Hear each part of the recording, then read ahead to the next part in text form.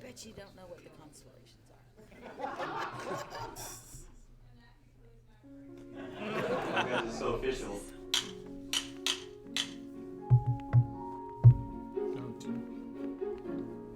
So my first visit here at Pixar, I couldn't believe that this place actually existed in the Bay Area.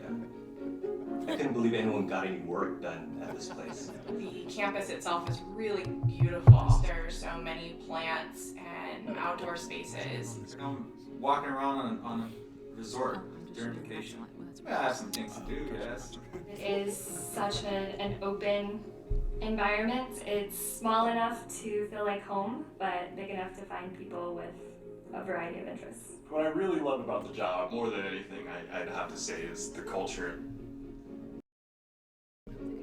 I've never been in a place where it is completely safe to be yourself. What's the caliber? Systems. It's Friday. Time to have some fun. The systems department supports the studio technically. We have a wide variety of different tasks that we do. The common unifying thing between everyone is curiosity, hard work, and definitely a love of ones and zeros.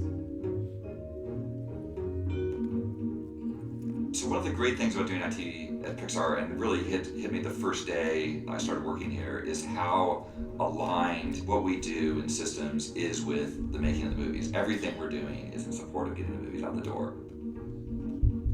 I think it's that sort of feeling of being directly connected to the output of what the studio's producing that makes it so exciting to work in systems.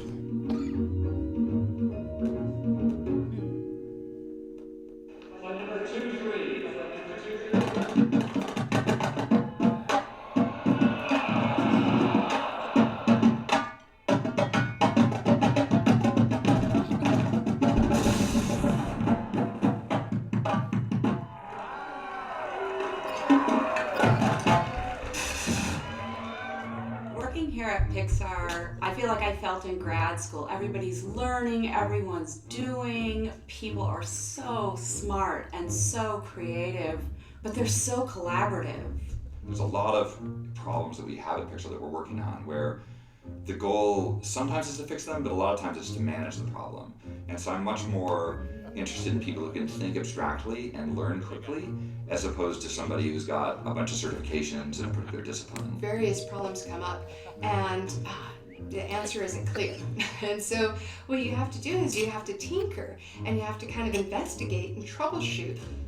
And I feel so proud to have just a little bit of contribution to the giant undertaking that is making a film at Pixar. To see other people enjoy these films as much as I do and how it affects them and makes them think in a new way, possibly, I find that very rewarding. I am always so stunned at the technical expertise that we have and how that translates into something that's really beautiful. I'm very proud of the films that we make here. Every time I see one, I can kind of tear up. It's emotional. So to contribute to something that so many people love and that is so perfectly put together is a little bit daunting, but is also a really rewarding thing.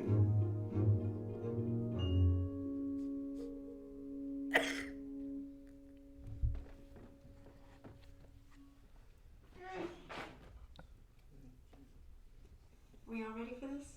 Yeah. Mac admins are interesting because they're kind of like, they do kind of like what production support does, only what they do is really easy.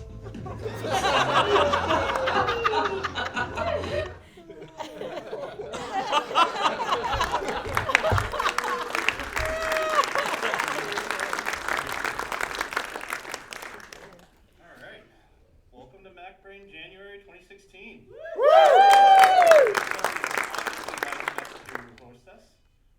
Definitely wanted to thank Dana, Jason, Stephanie. Without everybody's contribution here, this wouldn't happen. And absolutely the support from Pixar. And with that, I introduce Faz.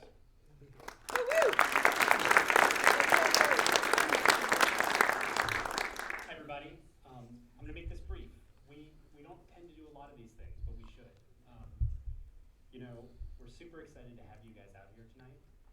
And I hope this is just one of many events that will represent sort of Pixar reaching out to some of these really awesome communities like MagBrand. And hopefully you guys are getting a little bit of a glimpse of how awesome it is to do technical work here at Pixar. We hope that that really rings true. Our website is up there, and if there are any open positions that you see on our jobs page, we really encourage you to apply. Maybe today, maybe tomorrow, but please keep us in mind. I also want to thank, obviously, everyone from MacBrain. We pulled this thing together in about a week, and it's kind of amazing, all the work that went into it, and especially Andrew and Dana. These guys have been fielding my myriad emails for the last week, and I really appreciate everything you guys have done to make this happen. I also really feel like I have to call out the hard work of Terry Lee Mosley. The experience you guys had of walking in and having all the food and drinks and everything ready, that's all him, and that was a ton of work. So thanks, Terry.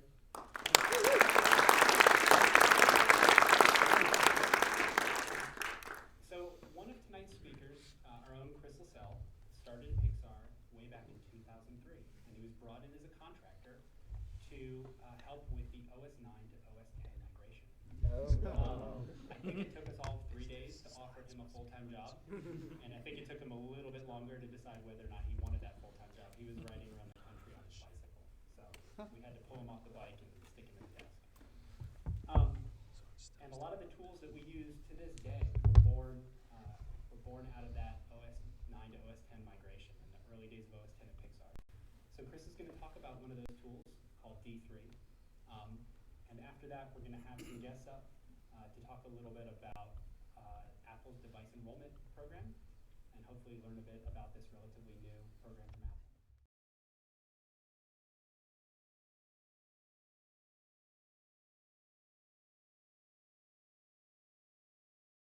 A number of bars and restaurants around Emeryville, so hopefully you guys find a place to hang out afterwards. But we really appreciate you making the trip. A lot of you had to drive long distances to come here, and we're really, really happy and excited to have you here. So without further ado, Chris Lascelles and D3. Thank you.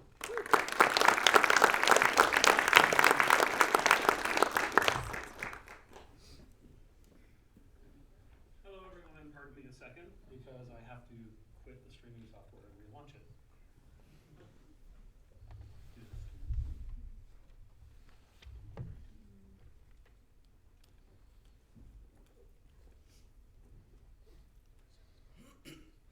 Are we good?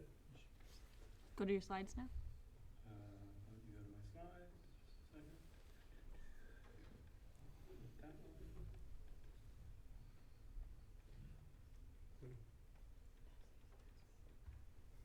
Yes.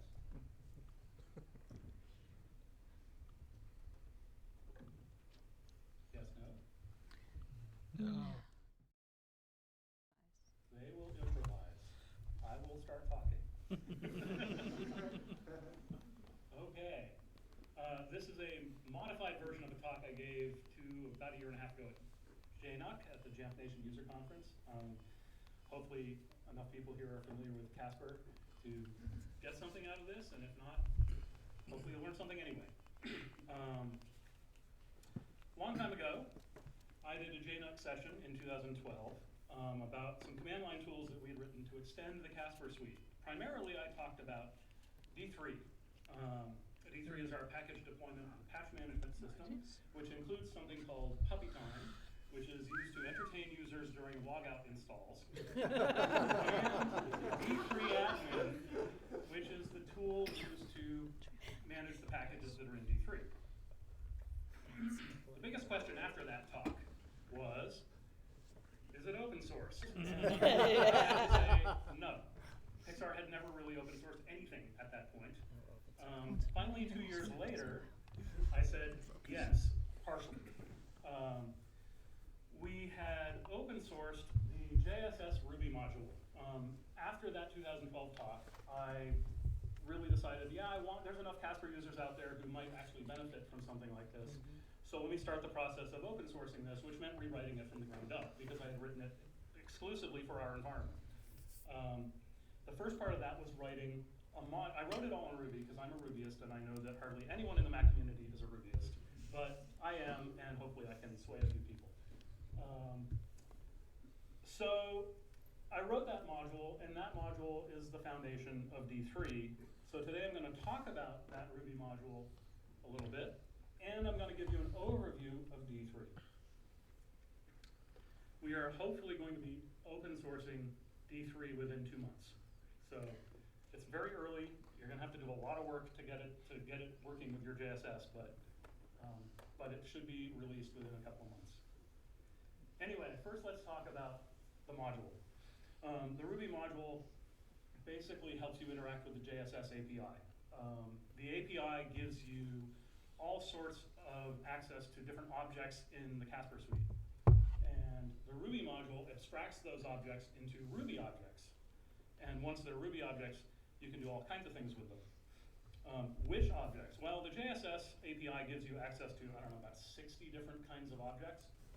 And I've only implemented a few of them because we don't need all of them here at Pixar, and because I just don't have that much time. These objects I have implemented in a way that you can create, read, update, and delete them. These three, computers, policies, and mobile devices, I've created so that you can read them, update those attributes of each one of them, and delete them. And these, you can read them and delete them, and if you want to update them, just go use the JSS, because these aren't things you have to change very often. I also added to this Ruby module some non-API classes. First off, there's the connection object. This is an object that represents the connection to the REST server.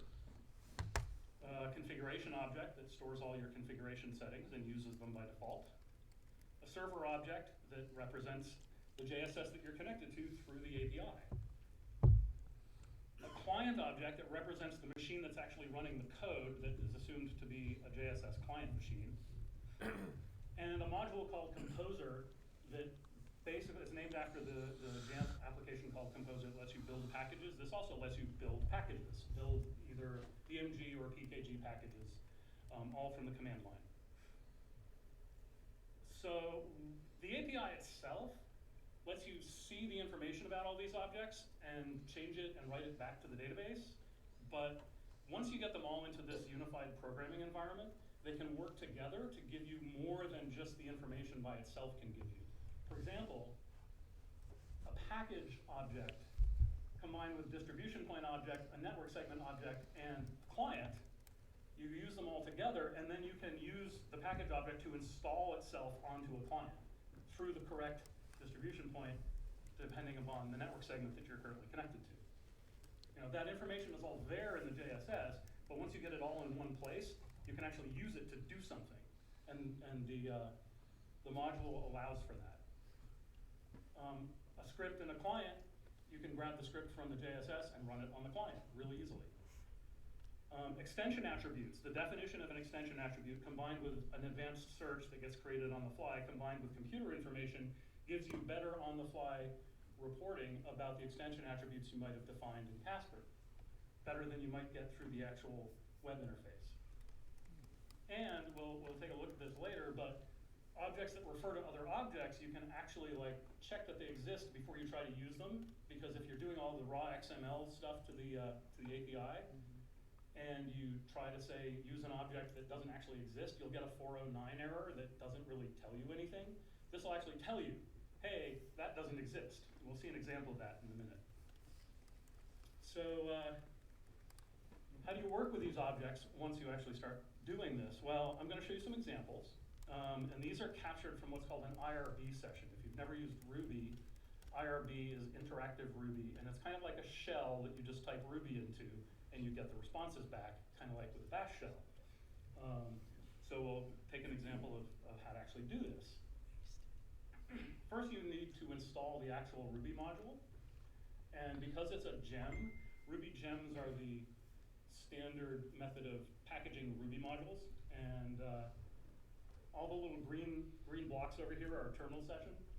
So I'm root and I'm going to install it. If you just type sudo gem install JSS API, you will get the module on your computer. Then you can start using it. It'll automatically install any other gems that it needs, and it needs those three. Once you're there, fire up your IRB session or open up your favorite code editor and start writing code. The first thing you need to do is load in the module, which in Ruby you do with require, and that's the name of it. Once you've installed it with the gem, it should just work once you type that. Then you need to connect to the API. So there's an example of how to connect to the API. It doesn't like when I do the pointer. I'm going to turn the volume down. Okay, we don't need any more sound. So your connection is always stored in that constant. You give it the connect method.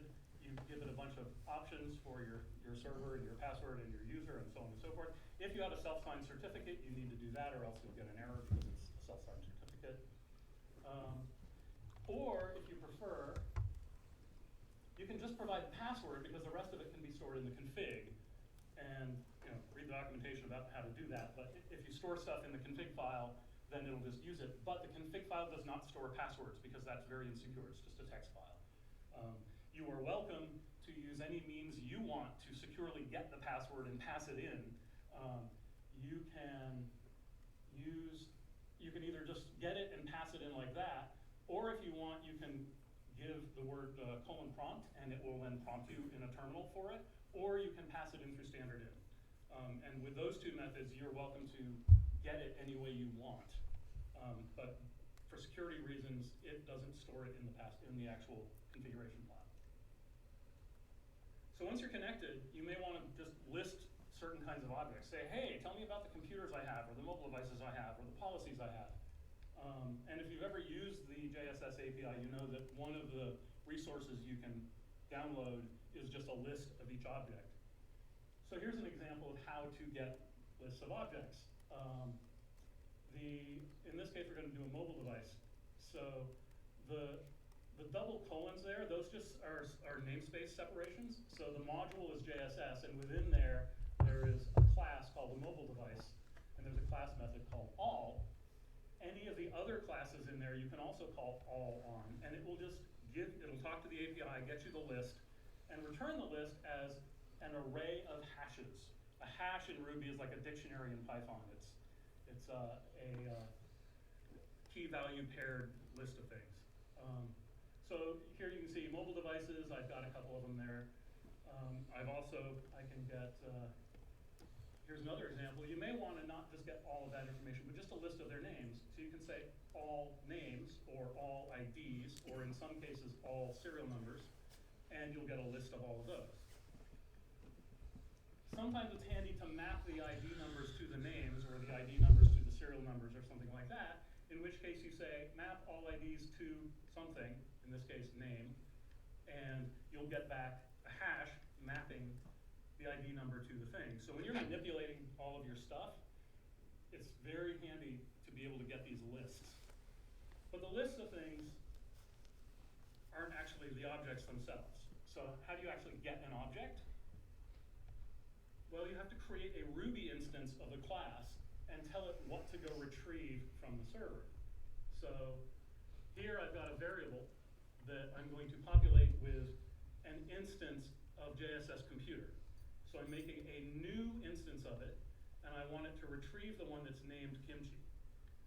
And you can use either name or ID to go retrieve something. That'll work for any object in the JSS. All of them have names and ID numbers. Some of them have more. Computers also have UUIDs and serial numbers and MAC addresses. All of those will also work. Any unique identifier that the JSS recognizes as a unique identifier will work to retrieve the object. But names and IDs exist for everything. So in this case, I've now got my variable acomp that has a computer object in it. Once I've got it, I can start looking at its attributes with method calls. So using acomp.serial number will show me its serial number, and last contact time will show me its last contact time. There's a bunch of other things in there too. One of them is a more complex object called hardware, and this just reflects the way the data comes from the JSS. There's a subset of data called hardware in the XML that comes from the JSS that contains all the hardware data. That is mapped to a hash in Ruby, so you need to know what thing inside of the hardware data do you want, and you can get it. All of this is available in the documentation. There's a lot of stuff in there. But some attributes are very simple, some are a little more complex. So once we've got an object in Ruby, maybe we want to update some of its settings, some of its attributes, and then send them back to the JSS. Here's examples of how to do that. With really simple attributes, you just use an equal sign. I want to change the barcode of my computer, barcode 1. There's a new value, there's a new value. I want to change the PO number and the PO date. Bingo, I changed them. Those are really simple. Not everything is quite that simple. Here's an example of a policy. I pull a policy out of Casper using that. Its name is myPol. Bingo, I've got it.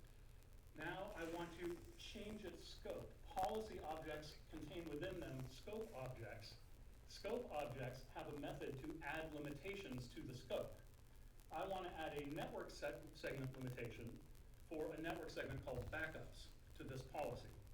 That's the syntax to do it, but when I do it, I get an error. No existing network segment with that name. This is what I was talking about before. If I had done this just with the XML, just sort of on the fly, I would have submitted the XML to do this, and it would have given me a 409 error without telling me actually what was wrong.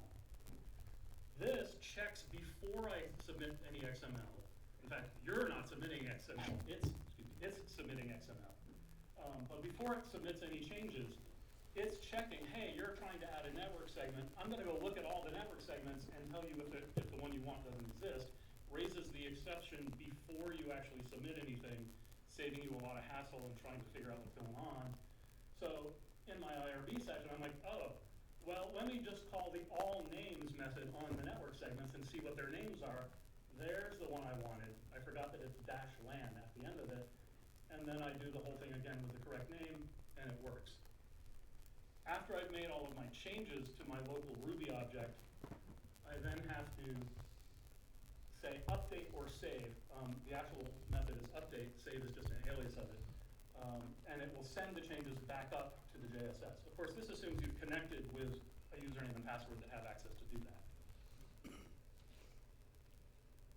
So creating objects. Let's say that I want to create something in the JSS that doesn't exist there yet. Well, it's a similar thing. First thing I have to do is create a Ruby object. But instead of creating one that has a name that's already there, or an ID that's already there, I specify that the ID is new. And then I have to give it a name, because if you're creating a new thing, it's got to have a name. Some objects also require other options there too. For example, if you're creating a new group, you have to specify whether it's a smart group or a static group right when you create it, because they act very differently. In this case, I get my Ruby object, and I can even ask it, are you in the JSS? And it says, no, I'm not. It's not there yet. So now that I've got my Ruby object, I can start adding all of my attribute data as however I want. So I made a package up here. I need to set its category. I need to set its OS limitations. I need to set all the various things you can set about a package in Casper. Once I've set them all into my Ruby object, then I just call the create method on it, which is also aliased as save, and it will create it in the JSS. Deleting objects is even easier. Every object that I've implemented can be deleted. And you do it just by creating your object and calling delete on it. So there I'm creating a new JSS category object based on the one that's called my category, and then I'm deleting it. Thing is, it happens immediately. You don't have to call save or you don't have to call update. It just happens, because it just happens.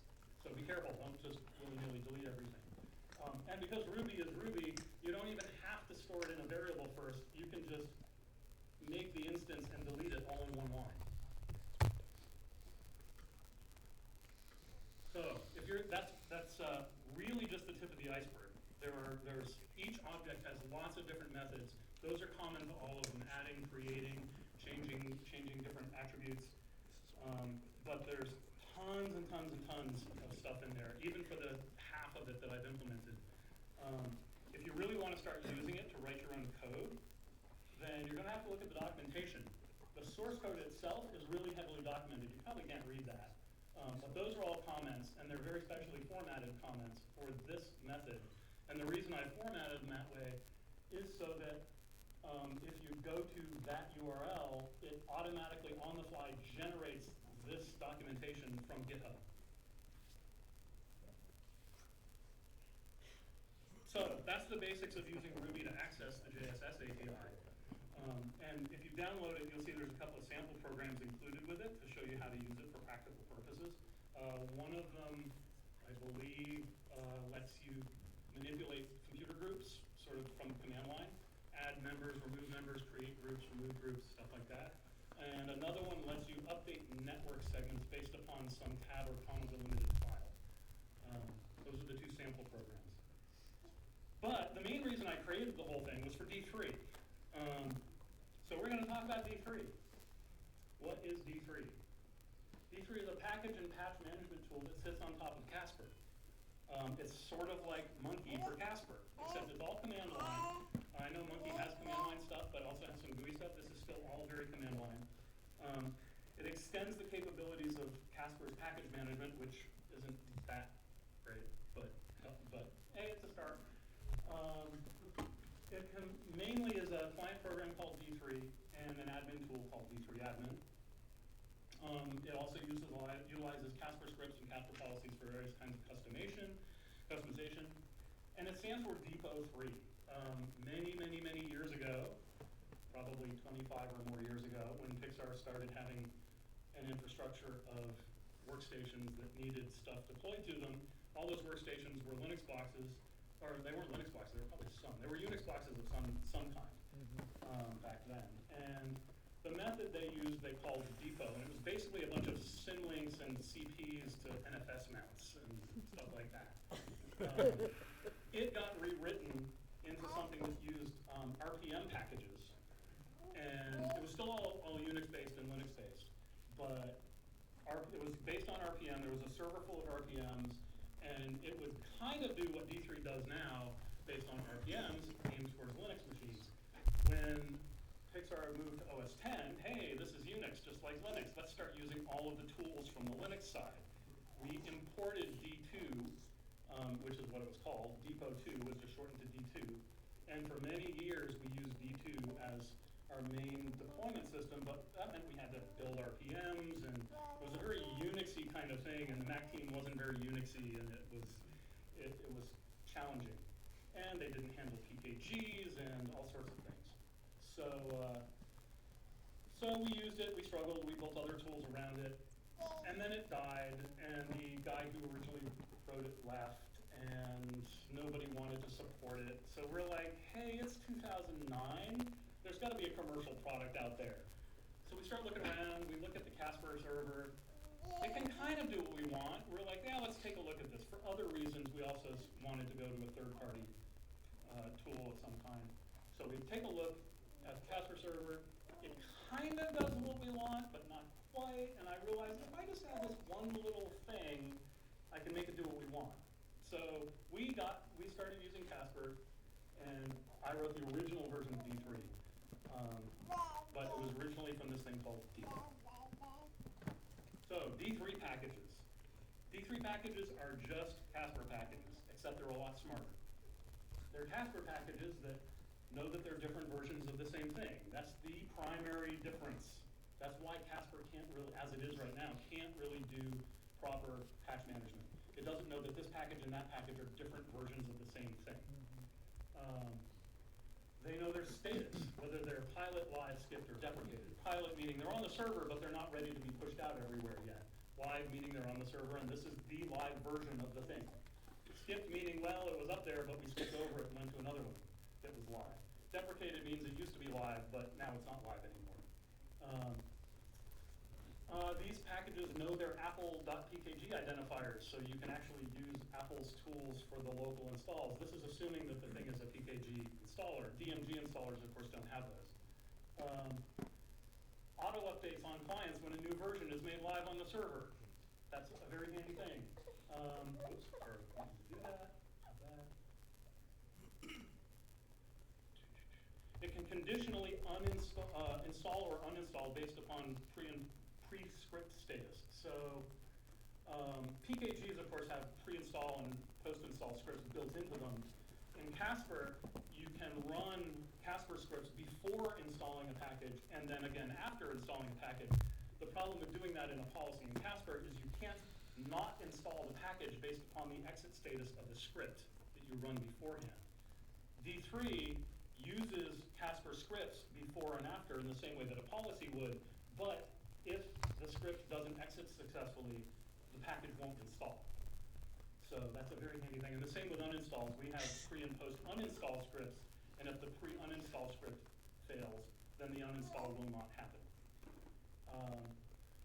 Quick and easy manipulation from a shell. If a user calls me up and says, I need this package, it's not in self-service, I want it installed now, I'm on the phone with them, I type SSH their machine, root at their machine, or whatever, and then sudo d3 install some name, and it's done.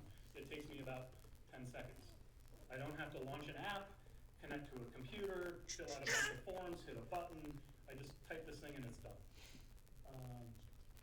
And it can auto uninstall if an app is unused for a certain number of days. Each package you can set an expiration period on, and there's a little program that D3 includes that you can run on the machine that monitors every time something comes to the foreground and just makes a note of the timestamp of every time every app comes to the foreground.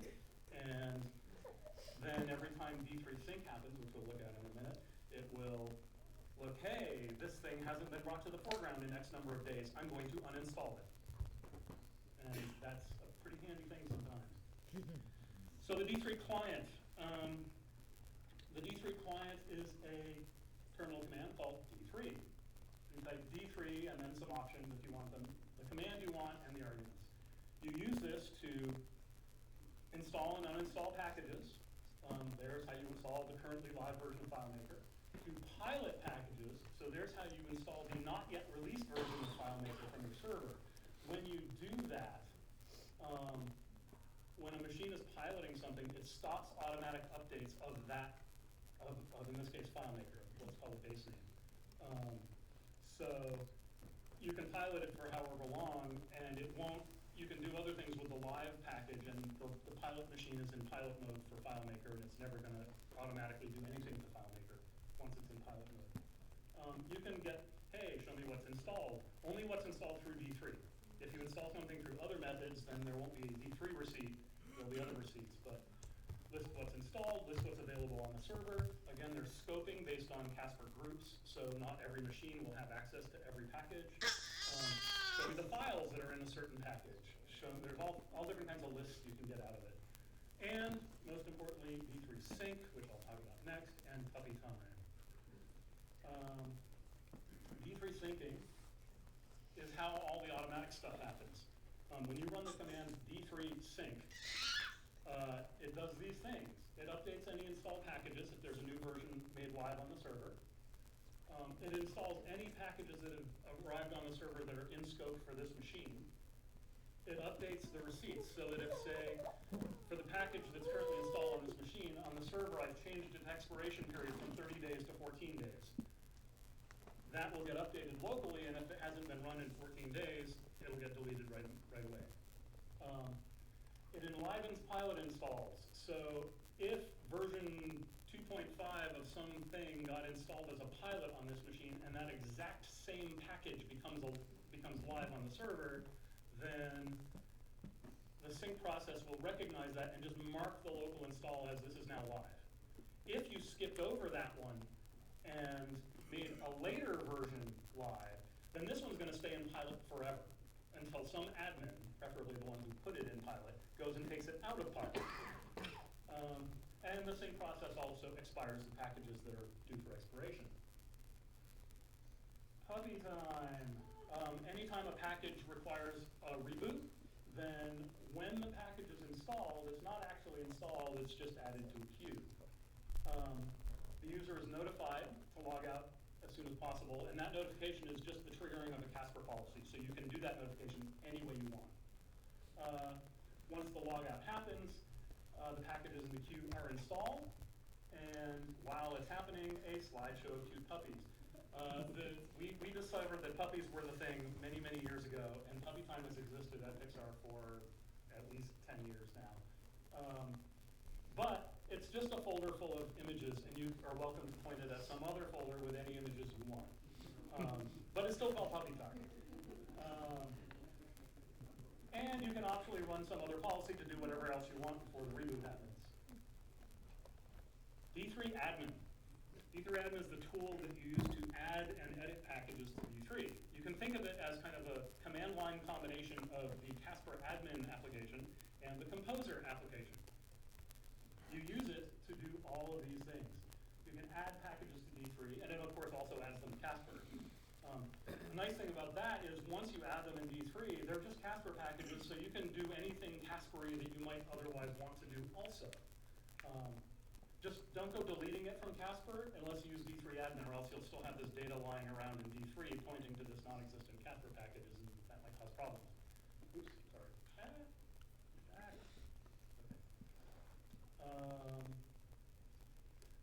Configure the package settings, make packages live after piloting them.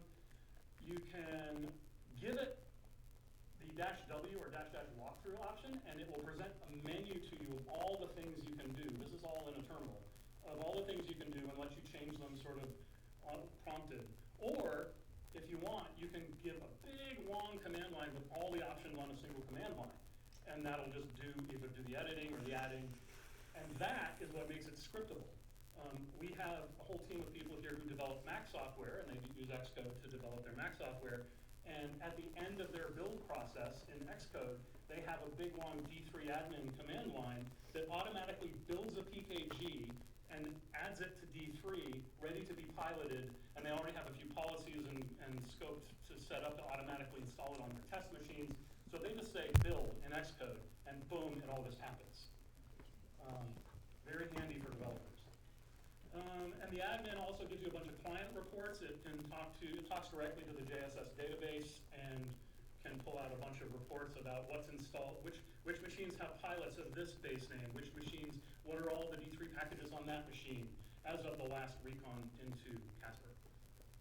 And also, just because our developers want this, you can archive the packages in their metadata. So an old version of something that was released doesn't just get deleted, it gets kind of moved off to the side, out of Casper, out of the storage space, but you can still retrieve it if you want. They really are paranoid about deleting things. So it has the ability to archive stuff. So that's D3 admin. Sorry I couldn't actually give you a live demo. Even if I could, I wouldn't, because live demos always blow up. I do have a functional version of it on this machine. Maybe, if there's time afterwards, I can show a couple people. But that's it. And here's some of the open source information. The JSS gem is already available right there. D3 itself will, within a couple of months, be there. We had the first meeting with legal on Monday. So it sounds like it's all good to go. We should be able to have it up on GitHub within a month or so. Right now, there is almost no documentation and certainly no help getting it all set up. You've got to do a lot of work to your JSS to get all the things in place for this to work. And eventually I'll have an installer that walks you through all of that. But right now, you just got to know it. And I'm in the middle of writing all of that. These slides, the version that they were in this morning, which is a bit different, are available there. And here's how to get in touch with me about these things. Right now, those two addresses just go to me, but who knows where they'll go someday. And on the Slack Mac Admins channel, there's the channel for the JSS API, and that's me.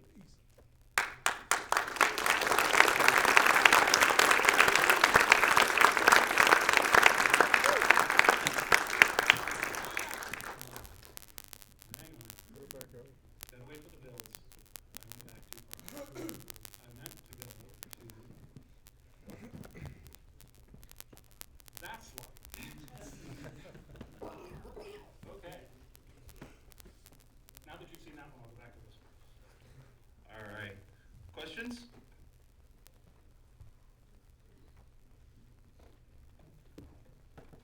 Pretty good assumption, but I'm assuming D3 is written in Ruby? Yes, it is. Yeah. All this is in Ruby. Figured. Ruby is actually a cool language, even for Python people. So you mentioned a couple times about D3 having its own data store separate from Casper. Is that on a server or on a It's actually in the JSS MySQL database. Okay, It so makes it another helps. table in there and links to their packages table.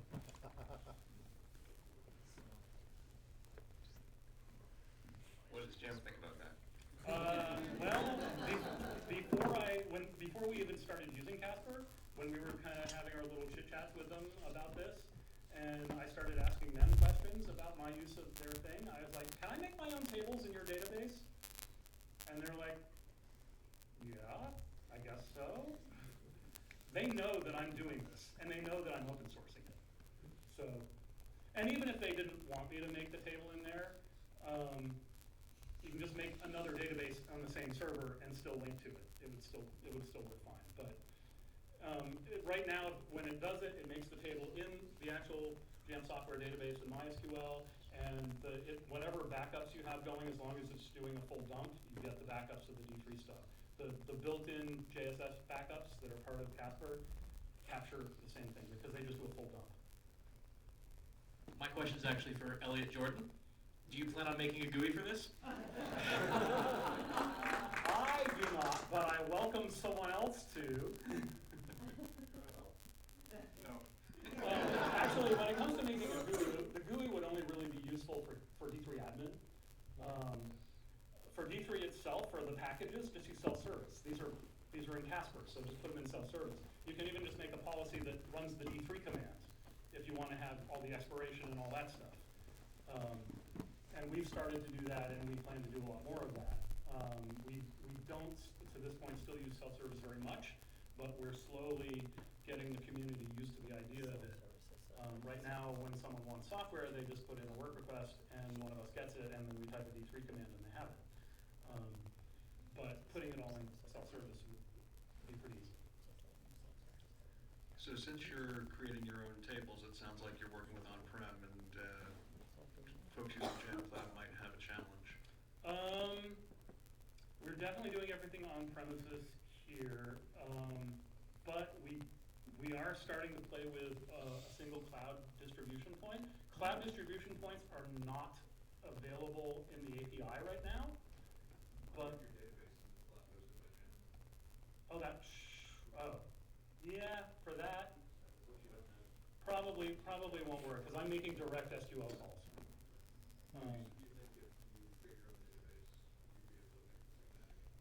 Probably, as long as I have access to an. There's a few things that, like some of the reporting, I just go to their tables. It's not just about my table. Yeah. I'm interested in other people expanding this. Like I said, we wrote this for us. We don't have that. We have like 1,600 machines, and they're all here. So it's not a very complex Casper setup. And this could be expanded. I tried to write it in a way that using the API as much as possible. But to do this, you really do have to talk to the database. Of course, we all know that Casper or that Jamf has talked about, yeah, they're going to bring us patch management. I am in conversation with them. I need to renew this conversation so that I'm in the loop as they do this so that I can make D3 compatible with whatever they do. As you might have noticed, this tool is not about acquiring the patches. It's about distributing the patches. Auto package and things like that are for acquiring the packages, and I think the tool that Jamf is writing on is probably going to focus on that part first. I don't even worry about that at all. It's up to you to go get them. And in the future, I'd love to see some integration with auto package with this, but we'll see how many people adopt it. So. In the example that you use where you created a new package object through D3, how did you get the actual package file, the .pkg, up to your distribution point? Well, when you use the API to get the information about the distribution point, it comes with all the information you need to actually mount it in a read-write fashion, except the password. It has the password in a hashed fashion. So D3 requires the password. So if you're running D3 admin to add a package, the person running D3 admin, the first time they run it, it walks them through, hey, type in the read-write password for this. Type in the read-write username and password for that. And it stores them all in their keychain. And then when they use D3 admin, it retrieves those from the keychain. It retrieves the distribution point read-write password from the keychain. uses it to mount the distribution point, upload the package, and then unmount it. That mounting, unmounting, password checking is all part of the API module, not part of D3. D3 just uses it. We have a question from the stream Mhm. from Alistair. Can you upload, export fileable to keys / query escrowed state? At this point, I don't believe so, because that wouldn't be part of D3. That would be part of the API module, and I haven't implemented it because I haven't needed it. But I don't even know, is that stuff available through the API right now? I mean, it's definitely available through SQL, but no, I don't think they are. So the answer, unfortunately, is no. With the API module, if it's not in the API, it's not in the module. So, which is what I was talking about with like cloud distribution points. I have added something, even though cloud distribution points are not in the API. I've made a setting in D3 so that if it can't get to your local file share distribution point, and you have defined a cloud distribution point, it will grab the URLs from the cloud distribution point through SQL and try to download the package that way. So that clients that are off campus can still, if we've got a cloud distribution point, can still actually get to these packages.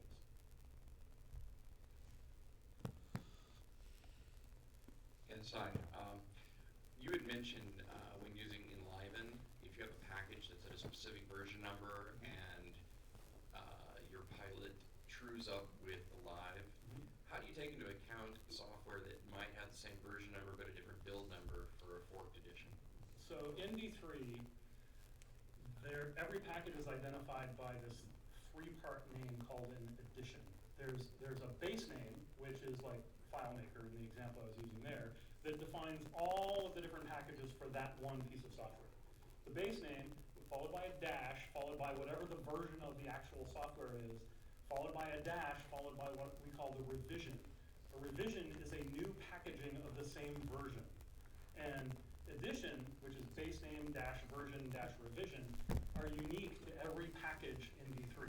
That is that concept of an edition is core to the whole thing about understanding base names and editions together are how it figures out what's older and what's newer.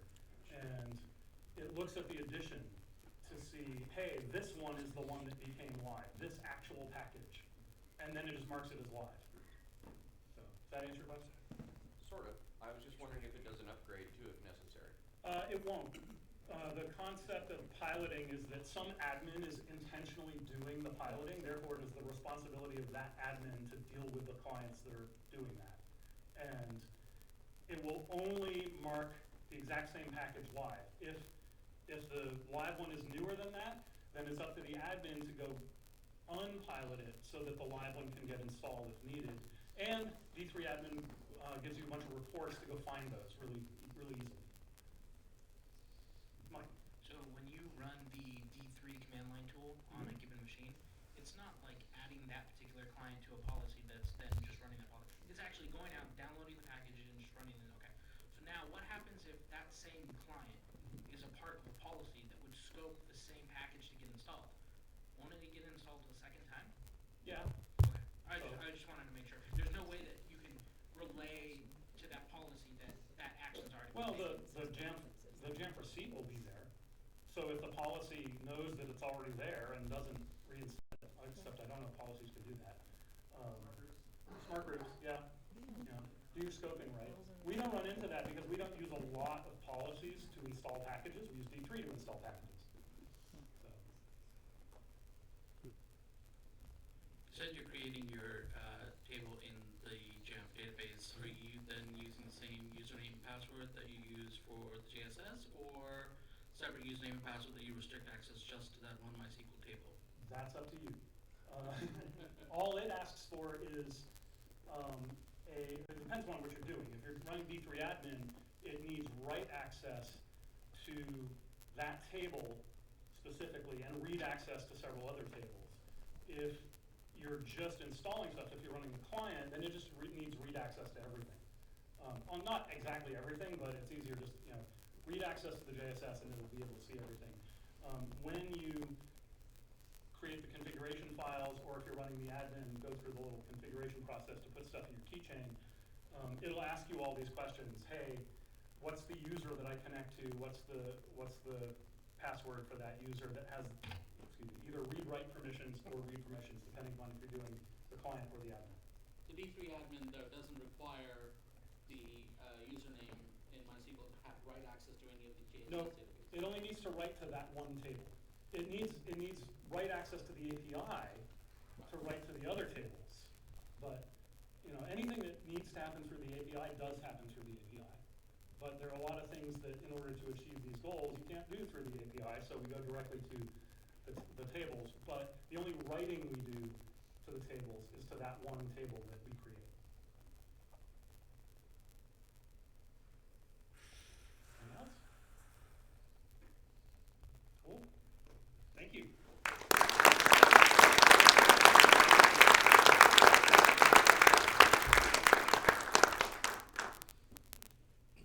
All right, cool. Give us a couple seconds, throw some chairs up on the stage, and we'll start our panel.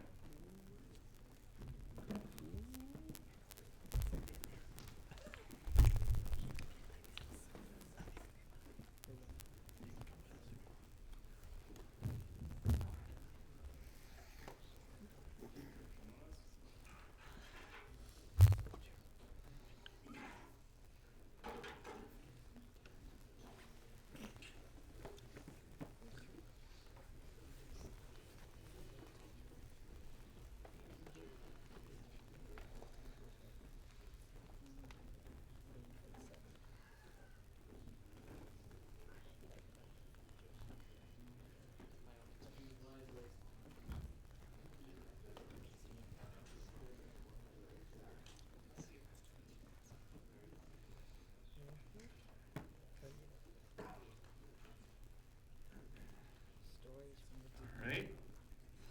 So let me tell you about stories from the I can. All right.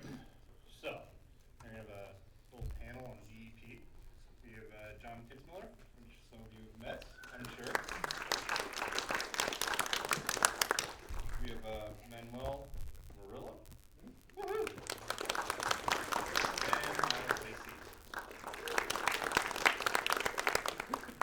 All right. So real quick, kind of a real brief, basic overview. What is DEP to begin with? Just based off of Apple's site itself, it's something that simplifies the initial setup of a device, right? It's a way to ensure that this device will always be managed, will always be provisioned a specific way. I literally stole this graphic from Jamf because it was a very good layout of how the DEP process works and where things connect first. Obviously, you don't have to be a Casper client to use DEP.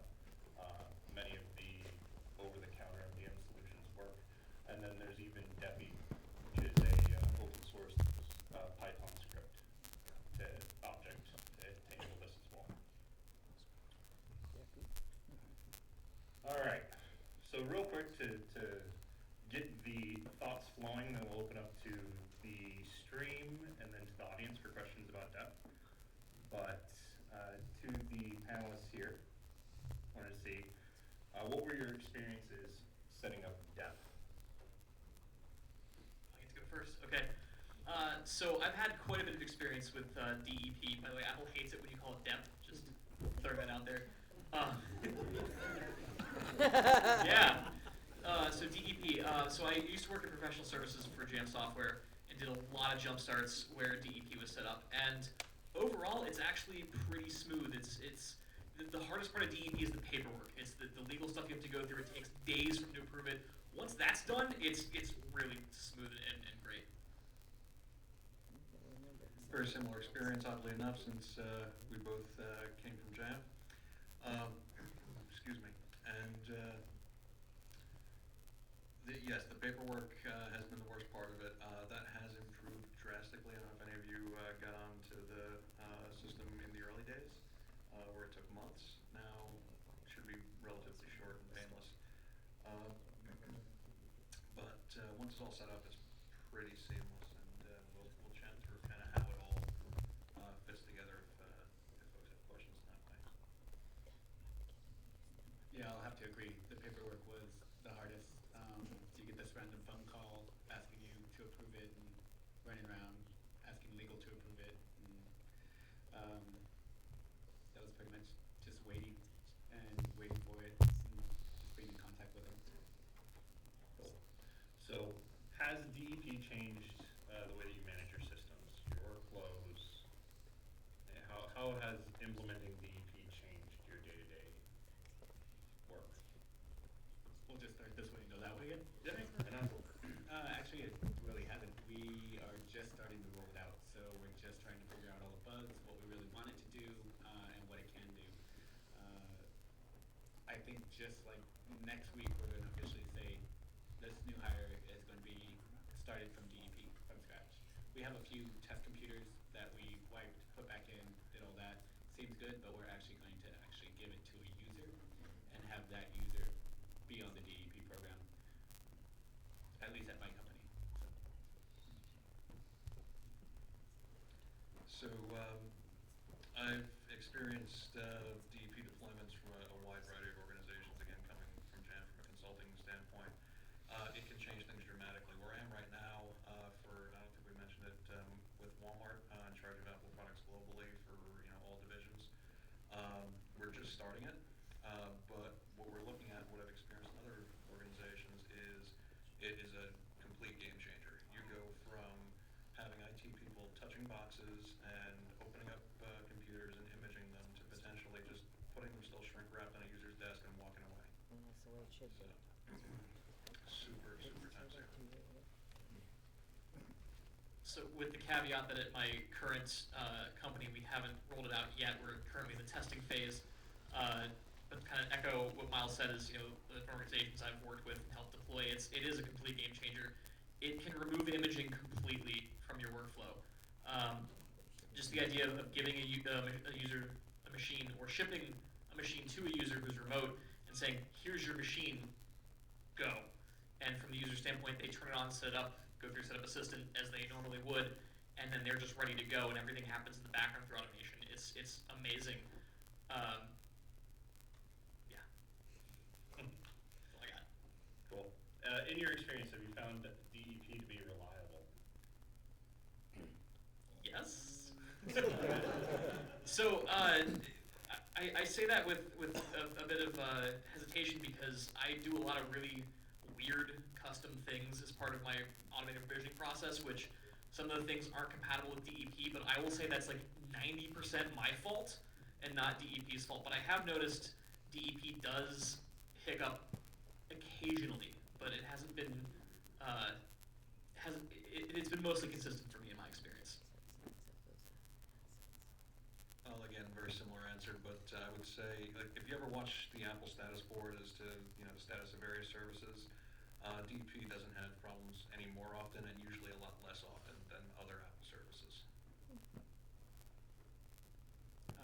Yeah, it's a big headache. I don't think it has its quirks, so you have to figure out like, oh, why didn't this work? Oh, you need to upgrade this. Oh, why didn't this work? Oh, you're on that OS. So there's a lot of things that you find along the way that, hey, it was slower in this OS, it's faster in this one. Hey, in this new version of Casper, it does this. Why did I have to do it in that one? So there's a lot of picking and prodding to it, and then you finally get this to this place where you're like, I feel comfortable having a user open the box and just signing on in and going from there. Yeah, I think that rolls right into the last question that I had for everybody, which was, what were your lessons learned? And it sounds like in your case, the different versions of OSs, but was there anything else that everybody had that was kind of a lessons learned from the initial setup process? Well, like with anything else, plan, and test. You never know if your environment is within the parameters that Apple tested, or the same as the person sitting next to you in this room or in a conference. Yeah, I really can't stress testing enough. Testing is so critical. Don't just turn it on and say, okay, it's good. We're gonna deploy now to like 20 people. You gotta test it, make sure it works with all of your workflows. And just to kind of tack on to the end here, if anyone wants to see a really good example of using DEP, check out IBM was using DEP, right? Yeah, so IBM just did a presentation at JNUC in the fall about how they're using DEP. They're doing it right. They're really doing a good job. So I think we already have some questions in the back, it looks like, or unless you have more. Cool. No, I'm good here. And then if there's any questions on the feed, go ahead and type them out in Slack. Hi, I did a quick, I guess one of the initial installs of DEP and MDM over at Wikia, and we had some issues where when we order products through our corporate console from Apple, it wasn't automatically populating the information such that it would flow in. We had to end up, when the product would arrive, go back, re-enter that information in so it would flow down through. Is that improved, I guess, or? One thing I'd recommend checking is there's a checkbox, and I think you only have the ability to do this when you set up your MDM server in DEP for the first time, for automatically assign new devices to this server. If you don't check that, you'll have to go in and manually add the devices every time. And I think you can only check that on setup if I'm not mistaken. Do you guys know? Do you remember? So what you might want to do is, if you're still having that problem, is actually it's kind of counterintuitive, but delete your MDM server from DEP. You can do it after? Okay, apparently you can do it after, so just change that setting. But there is a setting in there for automatically assign new devices, and then as your your reseller or Apple adds devices to your account, they should automatically flow right into your system. Awesome, thanks. Another question? So for all those devices prior to DEP, you have maybe thousands out there. How have you guys got them in to the system? Are you doing it in one batch? Tell me your experience. Do a dump out of your inventory and get a CSV. Okay. All right, then we can, one of the... I'd be happy to give more detail on the side. All right. It's just getting it with Apple. All right, then we have a couple questions on the stream. Will OSS DEP implementations like DEPI help accelerate the adoption of DEP among organizations not using commercial tools, and what would be the downsides?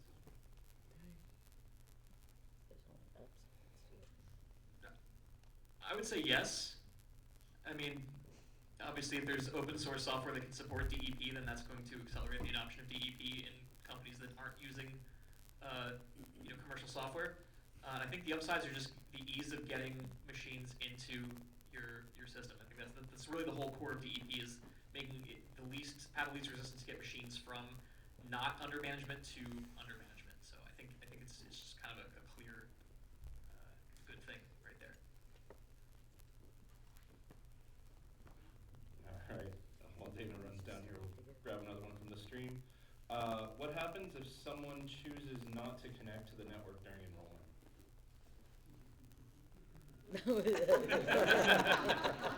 So eventually have to. The short answer is they don't get enrolled in the system because DEP only activates during the setup assistant. I haven't thoroughly tested this yet, but at WWDC last year they mentioned that in El Capitan that you were no longer going to be able to not connect to a network connection. Have you guys tried that? Do you know? You can still get it. You can still skip it. You can still skip it. That's okay. Yeah, I've seen that. So yeah, so DEP will constantly bother you in Notification Center to enroll into the MDM, and I don't think it'll ever give up until you actually do. It'll still go after you do. It'll still. Okay, good to know. Yeah. So for those of you who can't hear in the room, it's apparently it will still continue bugging you after you enroll. But so that might still have some bugs to work out. But yeah, I think the takeaway there is if the user chooses not to connect to the network, then the machine's not enrolled. So I think here we represent a lot of different sized companies, and we hire at different rates. Some of us set up one new computer per week, and some of us set up 100. At what point do you think it is useful to switch to something like DEP? It's an interesting decision for a smaller shop. I would say it's probably worth it if you're going to be in business for a while. even if you've only got a handful of computers being deployed or devices being deployed. And actually, that was the thing I wanted to add on here was, just in case anybody in the room isn't aware, yeah, you've got that loophole in OS 10, but with iOS, you're not getting out of it. But to go to the current question, I think it's worth the time invested in setting it up to get away from the manual processes that you'd have to do otherwise. Yeah, I agree. I mean, DDP is free, so signing up for it is painless. At least that part of it of actually just trying to get it. And I think it, for me and my team, I want it to be the new imaging process. You're going to run into these cases where eventually somebody's going to want to buy a computer and they're not going to be at your headquarters. So that's ultimately what I'm planning for. And so that they could just go to the store, pick it up, and then have that experience that headquarters has, and also just have that computer be managed. In my mind, if you have enough machines that device management is a thing in your organization, then you should be moving towards DEP. So I guess I have two questions. First one, have any of you got depth to work with non-local accounts like Active Directory or LDAP?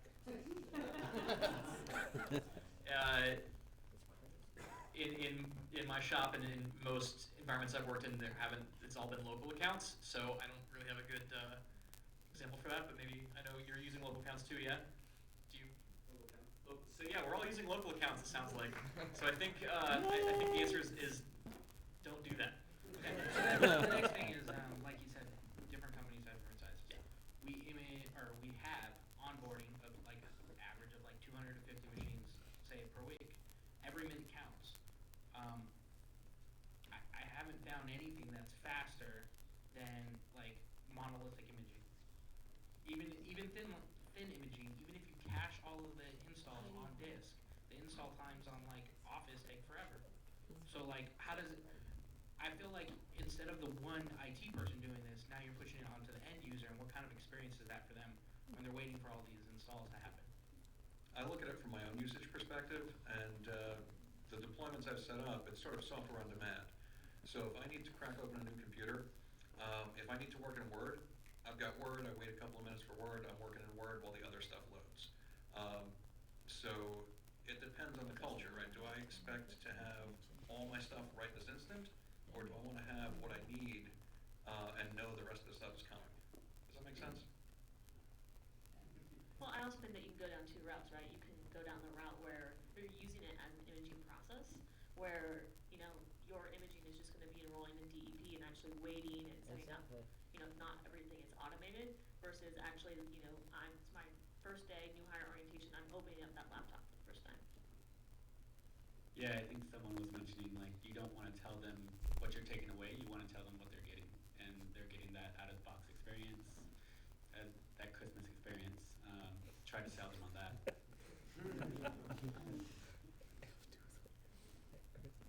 Yeah, I noticed that we're talking a lot about Mac in the DEP, but have you guys also enrolled like iOS and iPads, and what's your experience been like with that? Yes, super simple. And That's the only way we deploy corporate-owned devices. So, Yeah, if you're done talking. Yeah, Yeah, I've done, again, for Jamf, I've done jump starts for tons of customers, and I will say my experience, the iOS DEP is just rock solid. I've never seen it fail, whereas on OS 10 I've seen it fail occasionally. So yeah, I think for iOS it's a complete no-brainer. so we've looked at it a couple of times, and the problems that I found is that for it to work, it's carrier dependent, and when your company has multiple carriers and you have that multiplied by different regions, we just can't guarantee a consistent user experience. Like for instance, it'll work on like AT&T, but it won't work on Verizon. So how do you guys have that problem, or is it just kind of like one carrier? I haven't really run into that. I can answer that actually. AT&T, if you buy from them, they will not add it to DEP. If you buy from Verizon, they will. Yeah. So if you're buying from the Then you have to carrier, add DEP after the fact. they won't add it to DEP depending on if the carrier is part of the DEP program. But if you buy from Apple, if it's a Verizon phone or AT&T phone, it will enroll. So for those of you listening on the stream, what we're hearing from the audience is apparently AT&T does not add devices to DEP if you buy directly from them. However, Verizon does, so it could be a carrier-specific thing whether or not their purchasing stream goes right into Apple. So for example, my company buys everything through CDW, and their purchasing stream does go into Apple. So I would say check with your carriers if that's where you're buying your device, starting from the carriers, and make sure that they're set up to put devices into DEP, because that's really probably the most important thing, is to make sure that the source of your devices, whatever that source may be, make sure they're set up to tell Apple about these devices that you purchased, put them in your DEP referral. Because if they don't do that, then it's just not going to work. Right. I mean, that's what I'm trying to get at. It's like a very big dependency, especially if you have like multiple carriers, multiple regions. It's like a lot of work to do. It'd be great if it just worked, you know. It would be great if it just worked, but I guess the question I would have for you is there an opportunity to look at your purchasing process, maybe consolidate to one vendor that can supply you with DEP capable devices? The second part of the question is, how does DEP work with two-factor authentication for mobile, or does it not work for you guys? Can you expand on that a little bit? Like, what do you? So currently, to enroll a device in our MDM, you have to put your AD auth in addition to a two-factor PIN. When you have DEP, do you lose that two-factor PIN? Because from what I understand, you have to lose that in order for this to work. That's a great question. You guys, I haven't done anything with that myself. I mean, I'm in my environment, we're using Casper, which doesn't offer two-factor auth to begin with. So, what MDM are you using, just out of curiosity? So right now, we're actually using Mobile Iron for our mobile devices. Okay. And Mobile Iron has a two-factor auth option for enrollment. Yes. Okay, that's pretty cool. Yeah, I honestly don't. Does anyone out there know? Does anyone know if DP can do two-factor auth in the enrollment process? Your authentication is zero. And it's actually the device itself is the authentication. Right, the device self-authentication through to Apple, but there is an option to require authentication as part of the DEP enrollment. I know at least in Casper, when you do that, you get the automatic assignment of the device to that user, which is pretty helpful, which is, I'm guessing, what you're doing in Mobile Iron, yes? So, yeah, I'm gonna just guess that DEP doesn't offer the two-factor, but I would say try it and see what happens. Thanks. We've got one towards the back there. Oh, you guys. Well, I would further recommend, I would raise that question with your MDM vendor and Apple, and kind of force them to give you an answer. Just to follow up on the AT&T and the depth, the AT&T did not used to, if you bought it directly from AT&T, you couldn't enroll it, but as of maybe a couple of months ago, you can. We do it now. Yeah, and I think this is just echoing what we said earlier, is if the vendor is not doing things right, tell them, and tell them you're going to buy elsewhere if they don't fix it. Yeah, you will have a like an account number with Apple with DEP that you'll have to give to the vendor to make sure they're, like, it's not an automatic process. You have to tell the vendor what your DEP account number is so they can provision the devices to DEP. So make sure you're working with your rep and doing that. All right, so my question is, how large are your companies that you're enrolling in DEP at, and how geographically dispersed are they? Do you have like folks in Mongolia that you're enrolling? China, India, Western Europe, etc. How well does DEP work in the far-flung regions of the world? So that's an interesting, very interesting question. DEP itself is not necessarily location specific. However, where you purchase the devices does matter. DEP is not available in all countries as far as the purchasing goes. So you want to make sure that you're purchasing devices in a country that offers DEP. That said, the company I work for now is about 250 users-ish, and we're fairly distributed. We have some offices in Asia, some offices in Europe. And like I said, we're just getting into the DEP workflow. We anticipate it to work pretty well because I think we're buying all of our devices in the US now. Is that correct, John? Yeah, so everything's coming to the US first, so that's going to work fine for us. I have worked with companies that are much larger and much more distributed through parts of Asia and through countries where DEP is not available. And really the workaround, if you want to get DEP to work, is to purchase your devices in a country where DEP is available and then ship them to the appropriate country. Miles, you probably have some insight on this. Yeah, our deployment is tens of thousands of devices across 6 continents. I was starting to list countries, and I figured continents would be easier. You haven't hit Antarctica yet? No. What are you guys waiting for? But yeah, there are some areas where it's not available, and you could, as John was talking about, pick up your devices in a country where it is available, and so that way you're sort of building on that. That is technically not okay. Pretend I didn't say that. But I see a lot of organizations do that. I see a lot of organizations where Apple doesn't do business, just send somebody on a plane to go, buy a bunch of stuff from the nearest Apple store. So we do what we have to do as IT people to get things done sometimes. But wherever DEP is available, it works just as well as anywhere else. It's just a matter of managing that purchasing stream and making sure that the vendor that you're buying from has got all their ducks in a row as far as Apple's concerned, that those serial numbers show up in your DEP account. I guess just to add, this is still a new program.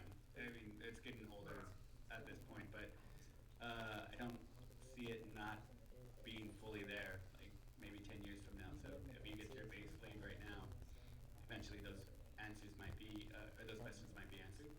But that's sort of a hope too.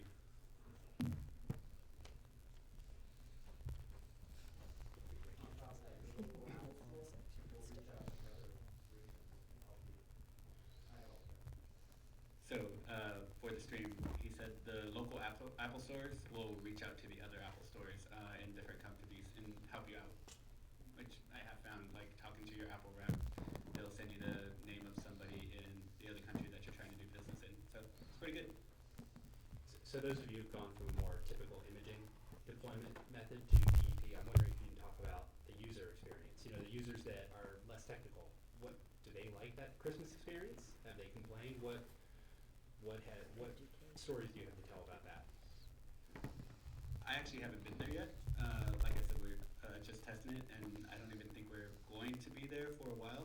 We're still going to image it via DEP and then give the laptop to the user. And after that, once we get to a certain size, or once we convince our bosses, we're definitely going to try to do the out-of-the-box experience and have them wrap it, have them do the whole thing at their desk.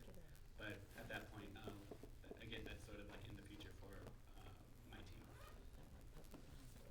So what I'll say to this is that software is not a magic wand, right? You still need to build a process, you still need to build a user experience, you still need to set user expectations, right? So we had a question earlier about, well, imaging is faster, and then I'm going to get all my stuff instantly. And if that's the expectation, then people are going to hate it, right?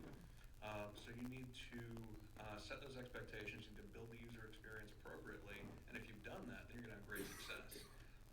So with the deployments I'm doing, I'm having conversations with users, I'm building videos, I'm building documentation that goes up on our internal knowledge base, so they know what to expect, and they know how to speed things up if they need to, or if I need this app now, they know to pop into self-service and go call for it. So it's all about building that user experience, right? And that's where your success is going to come in. So no matter what process you use, no matter how you deploy machines, you're always going to have users that don't love the experience. You're always going to have users that complain. But what I've found, and this is with the caveat that majority of the companies I've worked with are newer, younger companies with technically minded people. However, there's always still those people that aren't as tech savvy, is that most people seem to really enjoy the experience of opening up a Mac and going through setup assistant for the first time. I mean, Apple very specifically makes that a very fun, nice, fresh experience because they want people to be excited about the Mac. And I think that really kind of shows through with most people when they get their computer for the first time and they turn it on and go through setup assistant. Some people can be very particular about what they want their username to be. So I don't like being in the business of saying like your username has to be first initial, last name. Someone wants to make their username something weird on the Mac, I say go for it. So I think a lot of people kind of really enjoy that level of personalization. And I think it also does something very important where it puts you in the user's mind. It puts IT in the position of we're providing things to you like through self-service. So if they set their computer up through Setup Assistant, and then first thing you see is self-service, and here's all the software you're allowed to have. to them, it looks more like you're a provider than a enforcer. So when you hand them, here's your imaged machine with all the stuff on it, we say you can have, it kind of gives this impression of like, we're telling you what to do, we're telling you how to be, and a lot of users, especially Mac users, like kind of shy away from that and don't like that. So I think overall the DEP experience is pretty positive, and most of the users I've talked to that have gone through it have been really happy with it. Your assumption. I think we've got one up here, if you don't have anything back there. I just have a comment. Here I am with my comments, right? Apple's already taught us to go to the store, right? We do it on our Macs, we do it on our iOS devices. So if we just provide them with the store, they'll come. I think the day of pushing monolithic images are kind of gone. I think I want to have the vendor give me the latest and greatest. And because I enroll maybe based on my name and my OR code, I all of a sudden have in my store all the things that should be available to me. And I'm going to decide, think about how many times you redo your phone. Do you really download all those apps you used to download? No. You go back and you pick and choose. So I think it's providing what Apple's already given us, the storefront. And actually, I want the puppy time thing. So if I can click on the puppy time and it takes me to the store, and there's, I can pick and choose from there. I think that's Apple's done the hard part for us. It's kind of easy now, I think. As far as I know, you're preaching to the choir with this panel. Yeah. Yeah, I mean, speaking again from a very Casper-heavy background, obviously, self-service with Casper looks almost exactly like the App Store, and that is not an accident. You're right on with that, I think. Super simple. All right, we had another question up here. I want puppy time. I want puppy time. Can I have puppy time? A lot of this talk is about DEP from an out-of-box experience, but what about the recycled users? What about the people who return their machine back, and then now you've got a used machine? Are you going to have to then image it back to the factory image, and then it gets re-rolled through DEP? Or how does that work? And then the other question was in regards to people buying their machines out of channel. Is there no way to then say, okay, I have the serial number, can I give this to Apple or someone to then get that re-enrolled? That's harder. That's the hard part. I'll jump in on the recycling bit. There's a wonderful function called the recovery system in OS X. Hold down Command R when you boot up. If you've got caching servers, it's almost as fast as a local install. Not quite, but it's a lot better than an internet install. So put the factory OS back on there and re-enroll it is my advice. That's definitely one way to go. I can tell you what we're doing is we're basically, every time the OS revs to 11.1, 10.11.1, 10.11.2, we are building an auto DMG image and then turning that into a net restore image, hosting it on a netboot server. So if we're turning over a machine, we just basically image it with a completely factory OS. And then, it'll go through DEP again. If it has to, if we're getting rid of the machine, then we can take out a DEP. Yeah, go for it. So I might also suggest a very similar thing, net install, because with your net restores, you're going to end up falling into those occasional traps of hardware-specific builds. Yeah, net install is also a great option for that. And sorry, there was a second part of the question. What was it? Out-of-channel purchasing and Yes. somehow rolling into Yep, that's the hard. So I've looked into this very heavily because I've been in this situation, and everything Apple's telling me is there's just no way to do that. If your user goes to the store with their personal credit card and buys a machine, that's it. You cannot pull it in. And I think that's a good thing, because otherwise you could essentially say, hey, I have this serial number, this is my computer, and Apple would put it in your management system, you can take over someone's computer that way. So I think it's a good thing that you can't do that, and I think Apple's pretty doing that very on purpose, making that difficult. But so my advice, DEP is not the one magic bullet, the one way to enroll all the machines. Always have another option. And I don't know if you're a Casper shop or if you use something else, but I know with Casper, we just keep the user-initiated enrollment open, and if DEP is not an option for a particular machine, then just having the user go to the enrollment page is how we manage that. You can't I have a question, just to follow up on the process piece that you mentioned earlier. And I know you guys talked about testing. So obviously for us, we are very globally distributed, and I see a lot of value, particularly in locations where we don't have any IT staff in that country or region.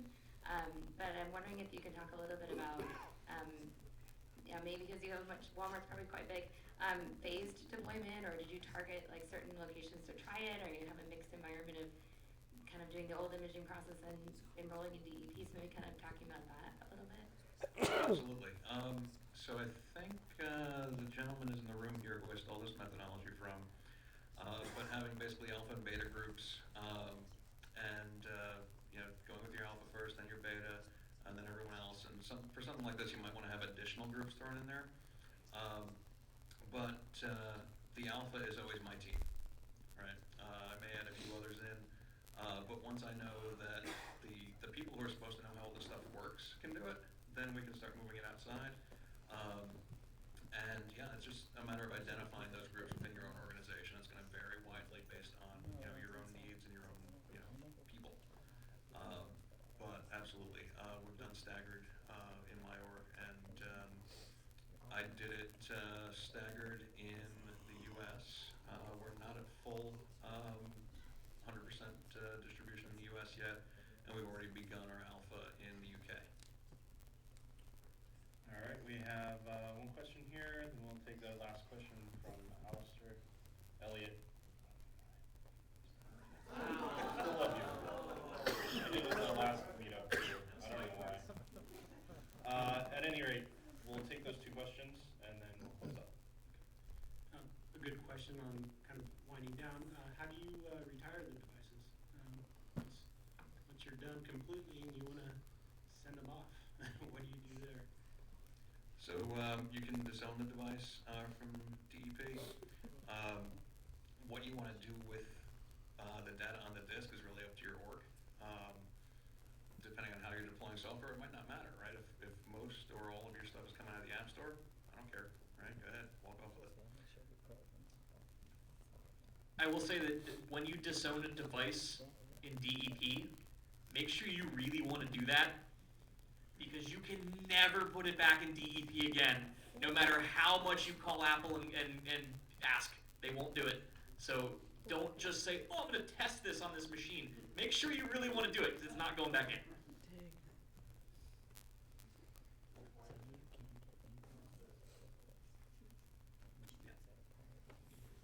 So if you were to take a Mac in and get like a main logic board repair or something like that, usually they flash it with the right serial number when they give it back to you. Sometimes, maybe they're better on this now, but they didn't always used to do that. Does that mess up DEP? Do you have to re-enroll it in some way? I haven't checked the document in a couple of months, but the last time I took a look at it, and I'd urge you to take a look at Apple's KB because they do have a document on this. Their statement as of a few months ago when I looked at it was an iOS device within hours will be replaced for the old one in your DEP account. An OS 10 computer will need to be re-enrolled manually, right? Meaning as of the state of the program a few months back, getting a funny look here, so please jump in if you have newer information. That surprises me. Okay. But I would, if you want to follow up with me afterwards, we can take a look for that KB. But the wording was that within hours, they're going to replace the iOS device, but the Mac will have to be re-enrolled through alternate means. All right. And for those of you here, remember us, the Powerball numbers were pulled. So, remember the little people. Just one quick thing, if anyone does have more DEP questions, I did see a couple hands. I think we're all you're in Slack, yeah? So we're all in the Mac Admin Slack. If you're not in the Mac Admin Slack team, go to macadmins.org. You can sign up for free, and I believe we're all also on Twitter. Yes. Yeah. So find us on Twitter, find us in Slack, or just come find us in person. We'll be happy to also answer questions.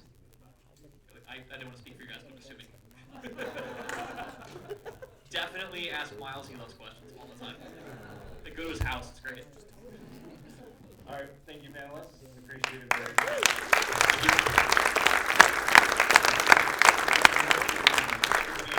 All your awesome questions, and then the people on the stream as well. As always, a special thank you to Pixar for making this happen.